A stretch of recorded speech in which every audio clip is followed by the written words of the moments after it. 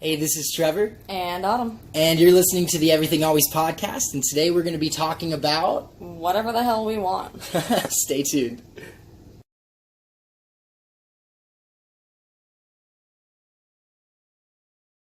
Hey everyone, you're listening to the Everything Always podcast.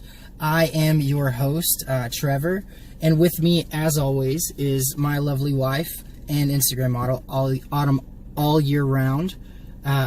Or Autumn year round. It's Autumn all year round. Autumn all year round. Find her on Instagram. She's beautiful. She's wonderful. She posts incredible content.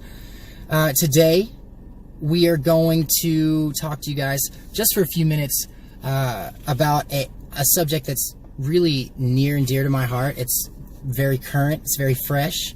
And I just want to get it off my chest. I'm going to say it. I'm just going to say it. The only reason that Aquaman is a thing is because of Jason Momoa. There I said it. And you know what? I am completely okay with that.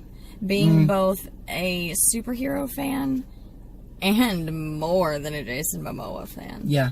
I definitely understand what you're saying, that they needed a star with his star quality to really bring attention to a very neglected role. Yeah. I mean, the trailers that I've seen haven't even been phenomenal. Like, his acting in general just hasn't been just the whole superb thing is to me. out. We just haven't seen it, which is crazy because, it's Jason Momoa. I mean, I'll definitely hold my opinions off until we see the actual movie. And I don't know if we plan on seeing it in theaters, but once we do, I'll definitely give you guys an update on what I thought, and if it would have been worth making without Jason Momoa and his rockin' fucking bod. Well, I think that in general you needed a unique actor to bring attention to this role really at all, just because he's such an underserved character, Aquaman. Yeah. Just really... Well, for good reason. Arguably, in some cases, sure. But then, I think it's due time that we had an Aquaman movie, and I'm really glad that we have, Dothraki God himself, Jason Momoa. I didn't get enough of him via Game of Thrones, and I need a new installment. Yeah. I think that in general, the Marvel and DC universes are going downhill. I mean, I don't know. I think you've got gems in there with the crappy ones. They started off really well, and then, all of a sudden, it's like, I don't know. For some reason, I felt that Batman vs. Superman was just... I wasn't a fan. Horrendous. I mean, I'm not a Zack Snyder fan. The acting alone was just awful, in my opinion. The storyline was... On Batman's part? Choppy. On Superman's part? On both? On what? What are you talking about? You know what? I love Henry Cavill as Superman. Don't ever get that twisted. I'm looking forward to another standalone Man of Steel. 100% without a doubt. I think that Ben Affleck's portrayal of Bruce Wayne and Batman are awful. I like Alfred. I like the Alfred in this particular universe, but that's it. That's really it. I think that Gal Gadot is good.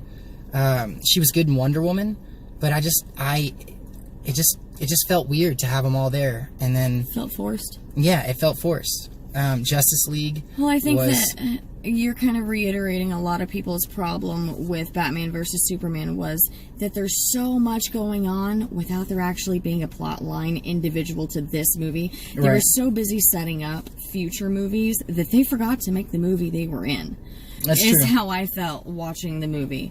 I agree. There's definitely there are moments in it where you're like, oh my god, yes, or no, they definitely get those exclamation moments out of you.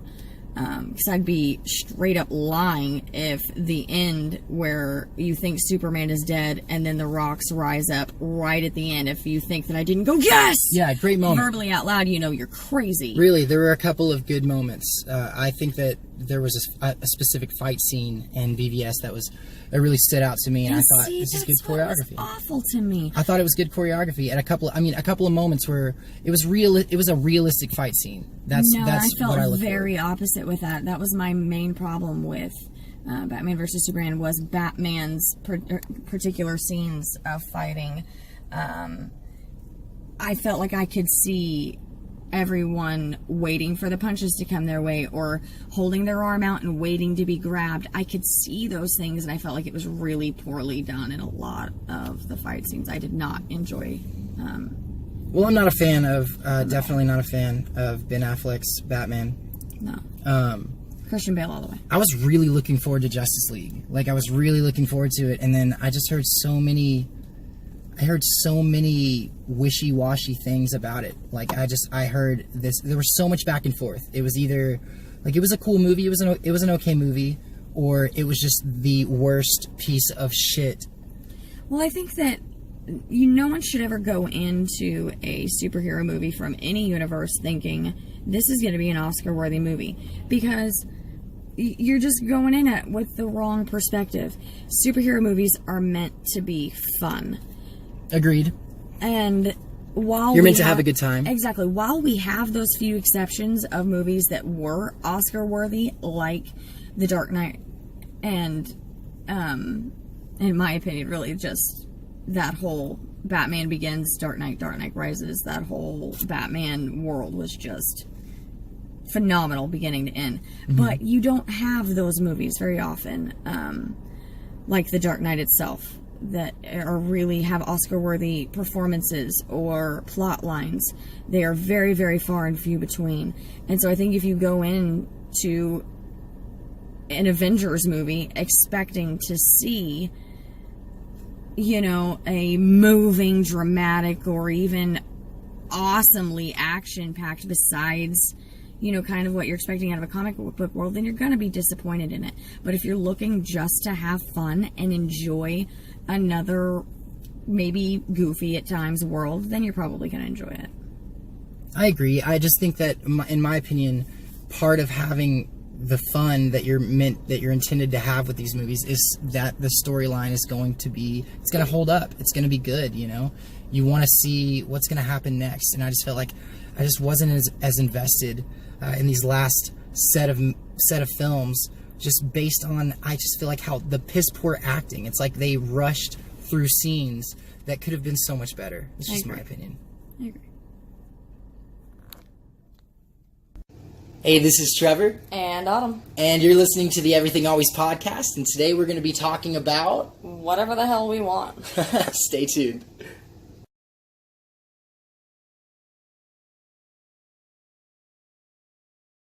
Hey everyone, you're listening to the Everything Always podcast.